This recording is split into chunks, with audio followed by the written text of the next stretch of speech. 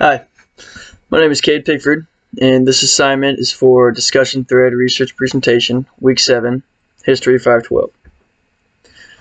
So through this course, I've been researching more and more about my topic, which is about the infamous Benedict Arnold. My research question was, what type of man was Benedict Arnold? Was he really somebody that many people today consider to be an evil traitor to American liberty and freedom? Or was the story misunderstood and biased to learning about his part with the American Revolution? So the main idea for this is to dive into what was the reason for him leaving. What type of reason was it, such as an ideology, a person, a more personal problem? And why did he not leave sooner rather than later? Could it just not have been the right time, or was there a specific person or reason that might have made it hard for him to want to betray the colonies and go to the British? Benedict Arnold's betrayal during the American Revolutionary War remains one of the most infamous acts of treachery in American history.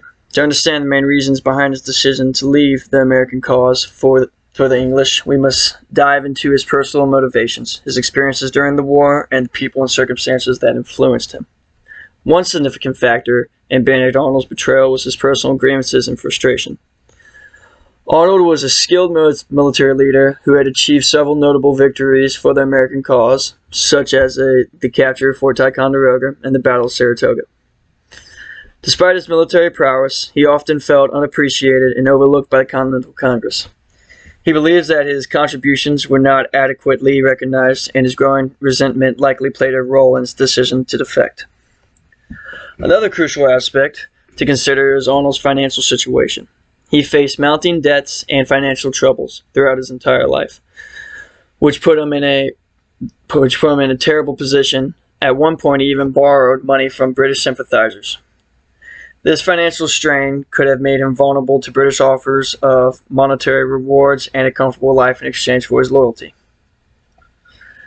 The influence of Arnold's associates and his company he kept should not be underestimated. He married Peggy Shipton, a woman with loyalist sympathies, which could have exposed him to pro-British ideologies.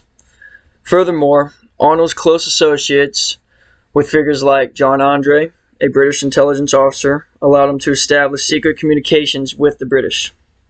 It was Andre who facilitated Arnold's negotiations with the British to betray at West Point, a critical American stronghold. Arnold's experience in the American military also played a significant role in his betrayal. He suffered a severe leg injury during the Battle of Saratoga, which left him physically and emotionally scarred. This injury not only diminished his military capabilities, but it also deepened his resentment towards the American cause. He may have felt that the Continental Congress did not adequately support him in his time of need. The failure of the American military campaigns in the North, particularly in Quebec and Canada, also influenced Arnold's decision.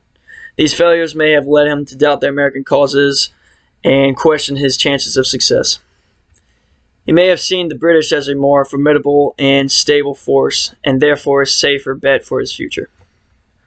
Lastly, it is essential to examine what people said about Benedict Arnold before his betrayal. While he had once been hailed as a hero, there were whispers of discontent and accusations of misconduct that tarnished his reputation. Rumors of corruption and profiteering during his military and government time in Philadelphia followed him.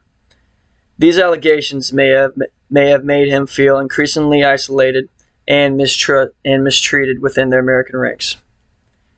In conclusion, Benedict Arnold's decision to betray the American cause during the Revolutionary War can be attributed to a complex interplay of personal grievances, financial troubles, influences from his associates, physical and emotional wounds, and a tarnished reputation. It is likely that a combination of these factors ultimately led him to make the fatal decision to switch sides and join the British.